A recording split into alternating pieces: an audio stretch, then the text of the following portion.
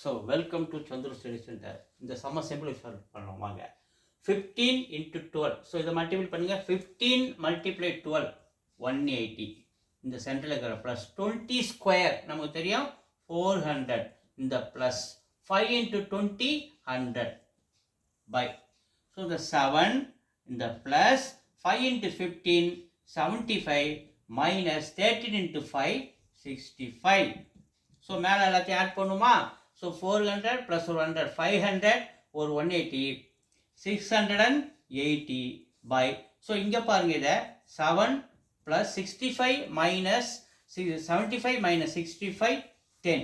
So 10 plus 7 17 680 by 17 answer. So 17 table அடிச்சா 1 times, 17 table அடிச்சா 68 4 times.